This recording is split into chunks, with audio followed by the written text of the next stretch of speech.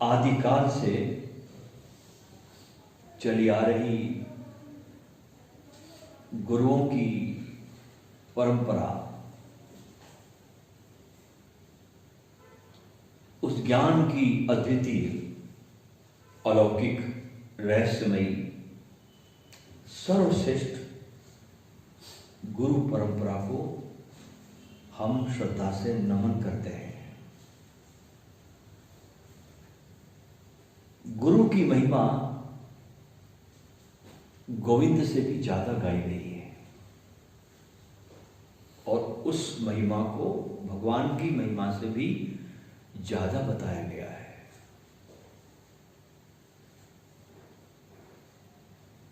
बलिहारी गुरु आपकी, जिन गोविंद दियो बताए। रामचरितमानस में राम ने शबरी को 9 प्रकार की भक्ति का ज्ञान दिया है। शबरी की प्रतीक्षा को देखिए आप, वन में कठोर तप करती हुई भगवान राम की प्रतीक्षा करती है, और इस प्रतीक्षा के बाद जब भगवान राम आते हैं तो 9 प्रकार की भक्ति का ज्ञान दिया, जिसमें तीसरे नंबर की जो भक्ति भगवान राम ने बताई शबरी को, उसमें गुरु का नाम लिया है। तीसरे प्रकार की भक्ति गुरु भक्ति बताई है।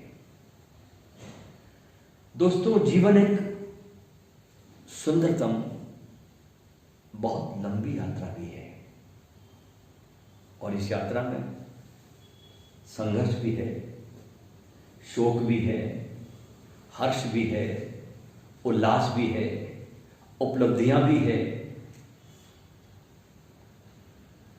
सब कुछ है। तो तीसरे प्रकार की भक्ति बताई भगवान राम ने शबरी को, उसमें गुरु का नाम लिया है। पहली भक्ति कौन सी बताई? भक्तों का संग, जिसको ओशो ने साध संगत कहा। हमने पहले जो सुना, जिस दिन प्रवचन में पहला प्रवचन, ये वही बात है। ओशो कहते पहला चरण साध संगत, राम कहते हैं पहला संगत संतों का संग। दूसरी भक्ति राम ने बताई शबरी को, श्रवण, सुनो। बहुत बड़ी कला है श्रवण, the art of listening, Krishnamurti कहते हैं। और तीसरे प्रकार की भक्ति राम कह रहे हैं कि गुरुपद पंकज सेवा। पंक का अर्थ क्या होता है? कीचड़। उसमें ज शब्द आगे आया, ज यानी जन्म, जिसका कीचड़ से जन्म हुआ उसे पंकज कहते हैं।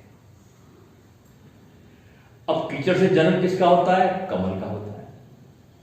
जो संसार के मोहजाल से, संसार के मोहजाल का जो कीचड़ है,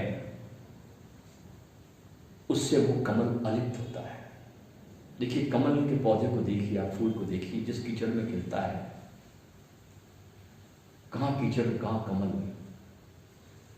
छूता भी नहीं कीचड़ को। कीचड़ तो छोड़ दीजिए, वो ओस की बूंद जो पड़ती उसको भी नहीं छूता कमल, उससे भी अलिप्त रहता है। मोती के समान चमकती, जब आप कमल के फूल को देखो कहीं जाकर के, और उस पर ओस की जब बूंद पड़ती है तो मोती की तरह चमकती है, लेकिन कमल उससे भी अलिप्त रहता है। तो ऐसे गुरु की सेवा करना, राम कहते हैं। ध्यान रखना, नाव आपको पार भी करती है, लेकिन बहुत होश रखना कि टूटी फूटी नाव आपको डुबा भी देती है। इसी तरह गुरु आपको पार भी करता है, उस पार ले जाता है, भगवान की भक्ति तुम्हारे दिल में सुलगाता है, एक नया पथ तुम्हारे लिए आलोकित करता है। गुरु आपको पार भी करता है, लेकिन टूटा फूटा गुरु आपको डुबा भी सकता है। इसलिए मैंने आपको पहले दिन सावधान किया था कि श्रेष्ठतम का चुनाव करो। आपके पास बहुत श्रेष्ठतम उपलब्ध है, क्यों निकृष्टतम चुनते हो? लोग गुटखा खा रहे हैं, दीक्षाएं दे रहे हैं, बताइए, दारू पी रहे हैं, दीक्षाएं दे रहे हैं, और लोग ले रहे हैं। खैर, लोगों का तो विचारों का दोष नहीं, वे तो सोए हुए लोग हैं, वे तो कहीं भी जाके, लेकिन जो इस आसन पर बैठे हैं उनको इस गरिमा का ध्यान रखना चाहिए। ओशो ने संन्यास लेते समय एक बहुत सुंदर बात बोली कि तुम कोई ऐसा काम मत करना कि तुम्हारे किसी कृत्य के कारण मेरे दामन पर कीचड़ आए। तुम ये ध्यान रखना कि तुम्हारे हर कृत्य के साथ तुम्हारे गुरु का नाम जुड़ा है। तुम डूबोगे तो तुम्हारा गुरु भी तुम्हारे साथ साथ डूबता है, और तुम जब गौरव से भरते हो तो तुम्हारे साथ साथ तुम्हारा गुरु भी गौरवान्वित होता है। शिष्यों के द्वारा गुरु पहचान में आते हैं, ध्यान रखना, क्योंकि गुरु अब देह में नहीं है। अब तो जो शिष्य है, अगर वे गरिमापूर्ण है तो आने वाले मनुष्य को एक बहुत सुंदर सा संदेश मिलता है कि जिनके शिष्य जब ऐसे है तो गुरु कैसा होगा। और शिष्य गुटखा खाने लगे, दीक्षाएं देने लगे, शराब पीने लगे, तो क्या संदेश जाएगा? ये चेले, इसका मतलब गुरु भी इनका ऐसे ही होगा। चेलों से, शिष्यों से गुरु पहचान में आता है। इसलिए ऐसा ओशो कहते कोई काम मत करना। ओशो ने बड़ी स्वतंत्रता दी, कोई नीति नियम में नहीं बांधा। बाकी जगह दीक्षाओं में जाओ तो बहुत नीति नियम है, प्रवेश नहीं मिलता। सूफियों की खानखाओं में तो प्रवेश ही नहीं मिलता आपको। बहुत सी संस्थाएं देखी मैंने, आप स्वामीनारायण संस्था में जाओ, नहीं मिलता प्रवेश, दीक्षा नहीं मिलती वहां, बहुत कठिन है। लेकिन सद्गुरु ओशो की ऐसी कृपा, ऐसी करुणा कि इतना स्वतंत्र कर दिया, लेकिन विवेक को जगाने की बात की कि आपका विवेक जागना चाहिए। तो ध्यान रखना कि टूटा फूटा गुरु आपको डुबा भी सकता है। इसलिए बहुत होश का होना जरूरी है कि हम टूटी फूटी नाव में न बैठे और टूटा फूटा गुरु भी न बनाए। एक हमारे देश में बहुत सुंदर सा पुराण है। हमारे देश में ग्रंथों की तो क्या कहनी साहब, एक एक ग्रंथ जैसे हिमालय का गौरी शंकर है। उस ग्रंथ का नाम है स्कंद पुराण। वो शिवजी और पार्वती का संवाद है।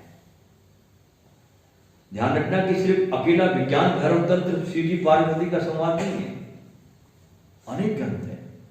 जैसे स्कंद पुराण है, ये शिव और पार्वती का संवाद है। पार्वती बहुत जब अतिशय प्रेम में आ गई शंकर के, पहले तो पति प्रेम में थी, पहले पति समझती थी, लेकिन बहुत दिन साथ रहने के बाद जब देखा कि ये पति के भी बहुत अलग है ये कुछ आदमी, तो पहली बार पार्वती ने शंकर को बहुत सूक्ष्मता से देखा। और जैसे ही पार्वती ने सूक्ष्मता से देखा तो शंकर का निराकार रूप प्रकट हुआ और पार्वती शंकर के अथाह प्रेम में पड़ गई। और उसके बाद संवाद शुरू होते हैं, क्योंकि ये संवाद अतिशय प्रेम में घटते हैं। तो स्कंद पुराण में शिवजी और पार्वती का संवाद है। शिवजी बहुत ज्ञानी थे, पार्वती ने उनके ज्ञान को देखकर ही उनके साथ विवाह किया था। क्योंकि शंकर भगवान कहा जाता है कि दक्षिण भारत से थे और पार्वती हिमाचल की पुत्री थी। उनके ज्ञान को देखकर, इनकी बड़ी प्रसिद्धि थी, बड़ी चर्चा थी, इनके ज्ञान को देखकर पार्वती ने उनके साथ विवाह किया था। लेकिन आजकल जो लड़कियां अपने पति को बनाती हैं, जिसको अपना पति बनाती है, वे लड़कियां उनके ज्ञान को नहीं देखती। क्या देखती है? उनके धन को देखती है, ये पैसे वाला कितना है। उस समय ज्ञान को देखती थी, अभी धन को, गिरावट है। जैसे पहले बहुत, आज से 300-400 साल के पहले हम पूछते थे आपस में, क्या तुमने रूमी को पढ़ा, क्या तुमने उपनिषद पढ़े, क्या तुमने गीता पढ़ी, ये पूछा जाता था आदमी से। अभी क्या पूछते हैं? कितना पढ़ा है? एमए पढ़ा, बीए पढ़ा, ये किया, वो किया। तो ऐसे ही पार्वती ने शंकर के ज्ञान को देखकर उसे विवाह किया। लेकिन लेकिन आजकल के जो लड़कियां हैं वे उसके धन को देखती हैं।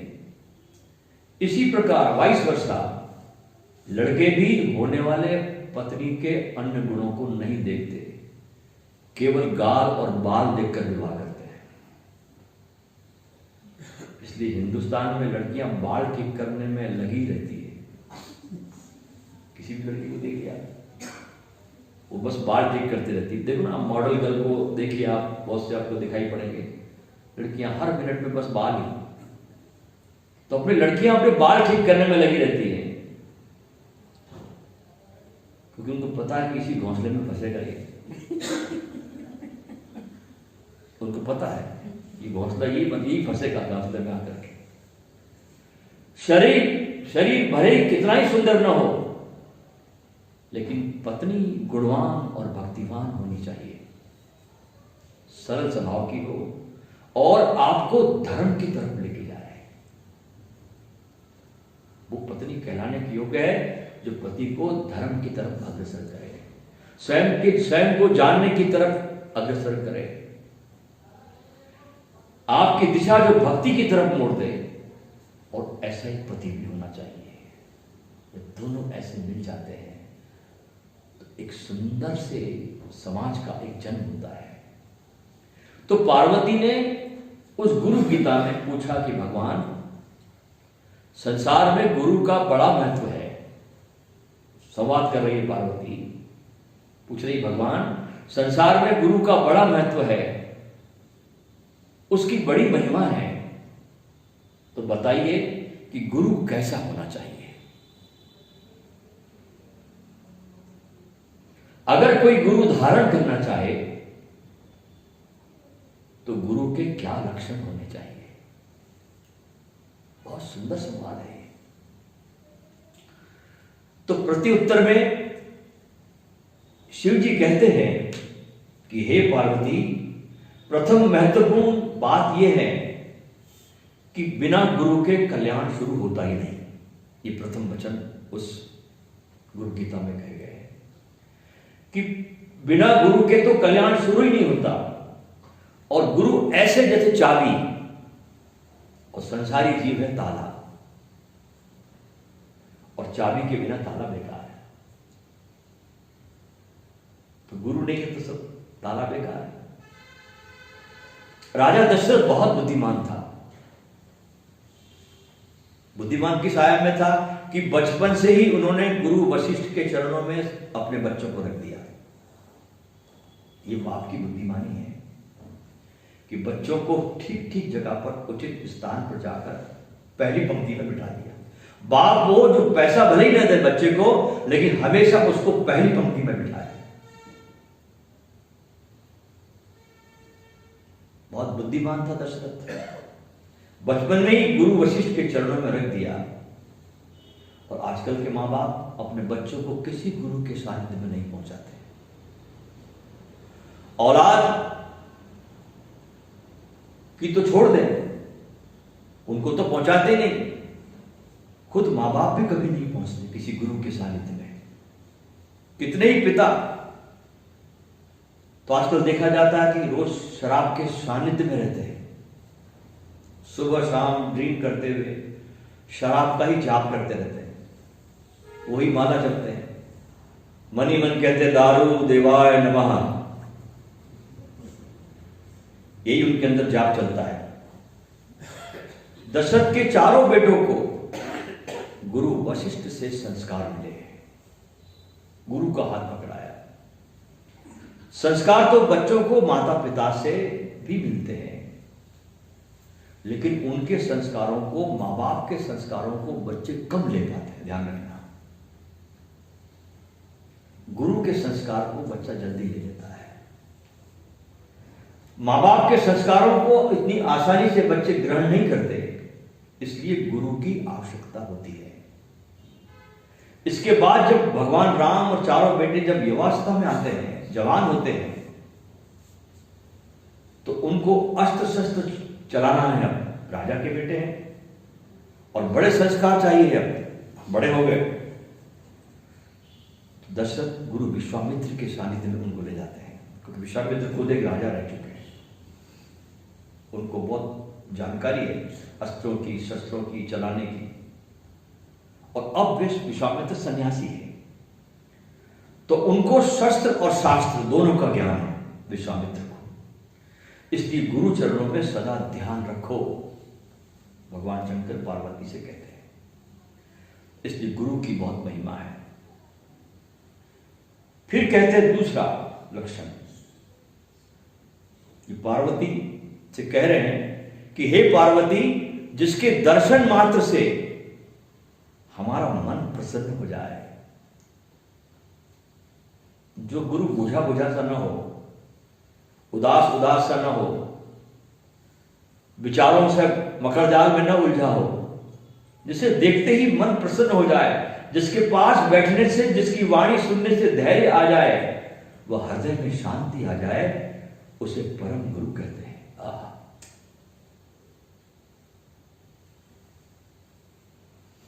उससे दीक्षा लेनी चाहिए भगवान के, और उसके ध्यान में मन लगाना चाहिए। लक्षण बता रहे, ध्यान रखना है, ध्यान से सुनना। उसे गुरु कहते हैं, उससे दीक्षा लेनी चाहिए और उसके ध्यान में मन लगाना चाहिए। क्योंकि तुम सीधे परमात्मा में मन नहीं लगा सकते, क्योंकि तुम्हारा परमात्मा से बिल्कुल परिचय नहीं है। तुमने कभी देखा नहीं, तुमने सिर्फ सुना, देखा थोड़ी तुमने। तुम्हारा कभी आंखों से तुम्हारा मिलन नहीं हुआ, तुमने कभी परमात्मा का स्पर्श नहीं किया, तुमने किताबों में पढ़ा, जानकारी ली, तुमको कोई परिचय नहीं उसका। इसलिए गुरु का तुमको परिचय हो सकता है, क्योंकि गुरु तुम्हारी तरह ही देह में है। तो भगवान कहते हैं कि उससे दीक्षा लेनी चाहिए जो मैंने गुण बताए, और उसके ध्यान में मन लगाना चाहिए। गुरु दीक्षा 4 प्रकार से होती है, ध्यान से सुनना। दीक्षा के 4 प्रकार बता रहे हैं। एक, स्मरण से, याद करने से। दूसरी, दृष्टि से। तीसरी, शब्द से। और चौथी, स्पर्श से। पहली, स्मरण। जैसे कछली रेत के भीतर अंडा देती है, अंडा रेत के भीतर देती है और खुद पानी के अंदर रहती है, और उस अंडे को याद करते रहती है कछली। पानी में रहकर रेत में जो अंडा पड़ा है, उस अंडे को सतत कछली याद करती रहती है, और उसके याद करने से, उसके स्मरण करने से अंडा पक जाता है।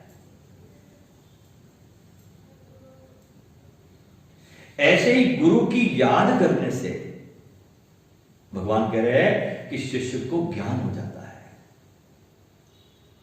स्मरण दीक्षा, गुरु को याद करने मात्र से शिष्य को ज्ञान हो जाता है, यह है स्मरण दीक्षा। दूसरी, जैसे मछली जल में अपने अंडे को थोड़ी थोड़ी देर में देखती रहती है, तो देखने मात्र से अंडा पक जाता है। ऐसे गुरु की कृपा दृष्टि से शिष्य को ज्ञान हो जाता है, यह है दृष्टि दीक्षा।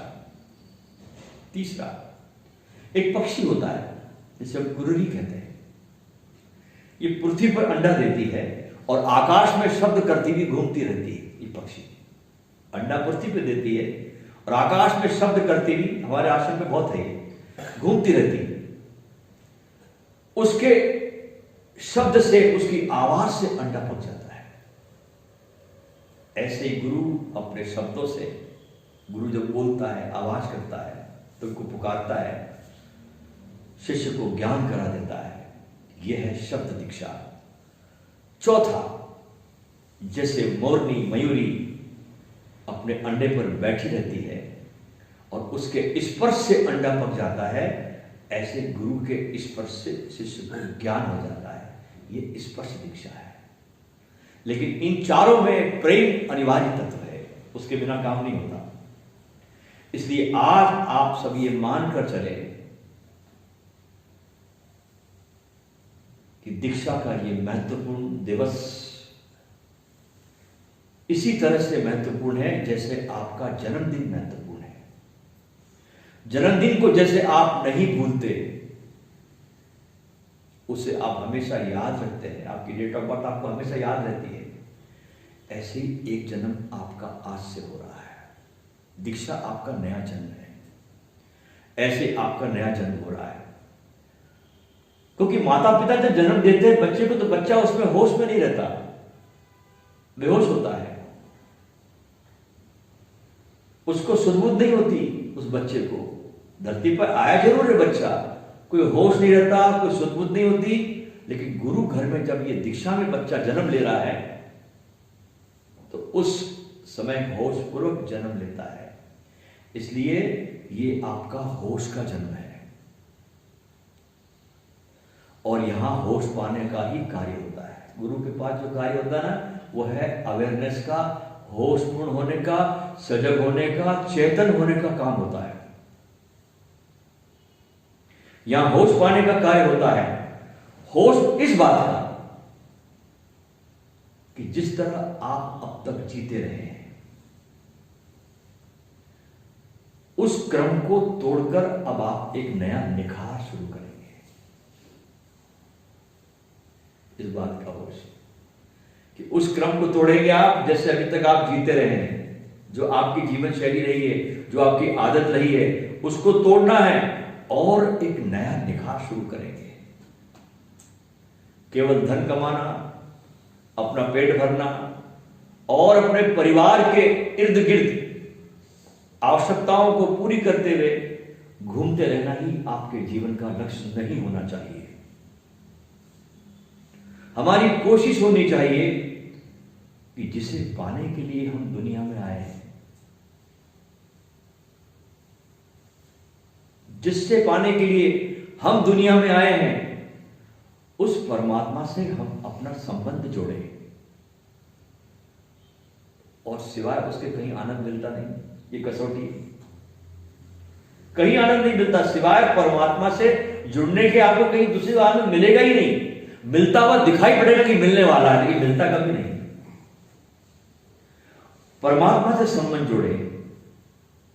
जो आत्मा का विकास करने के लिए हम संसार में आए हैं, वो आत्मा का विकास करें। जो बौद्धिक विकास हमारा ज्ञान के माध्यम से होना चाहिए, वो बौद्धिक विकास करे। और प्राणों की शक्ति जो संसार में जल रही है, खत्म हो रही है, उसको कभी जलने न दे। परमात्मा ने जो शरीर का रथ हमें दिया है, ये रथ दिया हमको, ये हमारा रथ है, इसमें हम बैठे हैं और इस संसार में यात्रा करने के लिए दिया। इस शरीर रूपी रथ को संसार के अंदर चलते हुए कभी इसको रोगग्रस्त मत बनाना। दुनिया में सबसे बड़ी तकलीफ है, आपका शरीर रोगग्रस्त हो जाए, उससे बड़ी कोई सजा नहीं है। इसको खराब न होने दे, क्योंकि शरीर भगवान का मंदिर है। तो 5 रूपों में होश को धारण करना। एक, शरीर का होश, प्राणों का होश, मन का होश, बुद्धि का होश और आत्मा का होश। शरीर को यह मानकर चलो कि 100 साल की यात्रा पर आप आए हैं, तो शरीर को स्वस्थ रहना, उसको स्वस्थ रखना, नियम में चलाना, उसको बिना नियम मत रखना। एक नियम रखना घर में, कितने बजे उठना है, कितने बजे सब काम निपटाना है, कब कब काम करना है, शरीर पे कितना काम करना है। आप अपने घर में एक शेड्यूल बनाएं।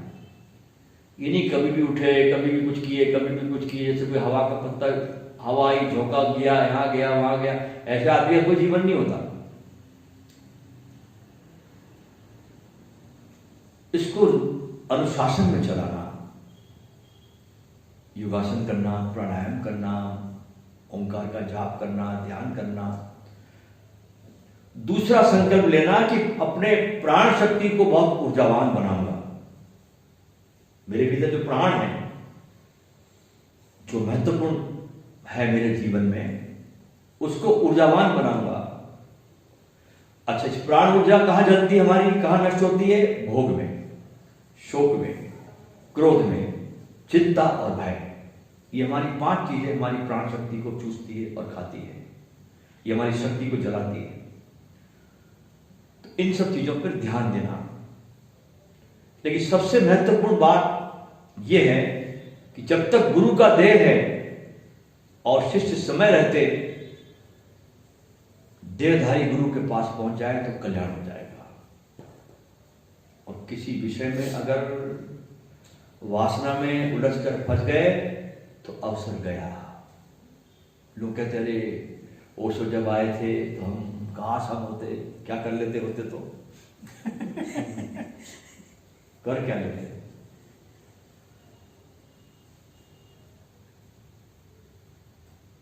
अगर आप उलझ कर फंस गए तो अवसर गया, क्योंकि गुरु का शरीर नहीं रहा तो तुम किससे मिलोगे, किसका दर्शन करोगे, किसका ज्ञान सुनोगे। और यह भी ध्यान रखना कि गुरु का शरीर ज्यादा देर तक चलता नहीं है, क्योंकि ये बाहर ये मौसम बहुत थोड़े समय के लिए होता है। तो इसका पूरा लाभ लेने की आपने कोशिश करनी चाहिए। इस बाहर के मौसम में अगर तुम गाफिल हो गए, सो गए, तो पता नहीं फिर जन्मों जन्मों में कब वो मौसम आएगा, कब तुम्हारी ट्यूनिंग बैठेगी, कब तुम वहां बैठोगे, कब तुम्हारे अंदर वो बात होगी। तो इन पांचों तत्वों पर आपको होश रखना है, ध्यान रखना है, घर पे एक नियम बनाना है, एक अनुशासन में अपने को रखना है। ध्यान के समय जो आपका समय ध्यान का है उसको किसी को भी मत देना, ये ध्यान रखना। वो आपको अपने लिए रखना है। रोज 1 घंटा सुबह, रोज 1 घंटा शाम, सब काम छोड़ देना, ये कभी मत छोड़ना। 2 घंटा अपना ध्यान करना। अपने से जो बड़े हैं घर में उनको बहुत आदर देना, उनका बड़ा सम्मान करना, क्योंकि उनकी ऊर्जा आपके अंदर आती है, उनके आशीर्वादों से आप नवाजे जाते हैं तो आपका कल्याण होता है। ध्यान रखना। और सदा अपनी दोस्ती, अपनी जो आपकी जो बैठक है, अपने से श्रेष्ठतम लोगों के साथ उठना बैठना, अपने से लोअर क्वालिटी के साथ नहीं। क्योंकि ध्यान रखना कि किसी को भी राम बनाना हो तो बहुत मेहनत की जरूरत पड़ती है, रावण बनाना हो तो 1 घंटे की संगत पैदा कर दो किसी की, 1 घंटे में रावण बन जाएगा, कोई टाइम लगता नहीं उसको। ऊंचाई पर जाना सबसे ज्यादा कठिन काम होता है।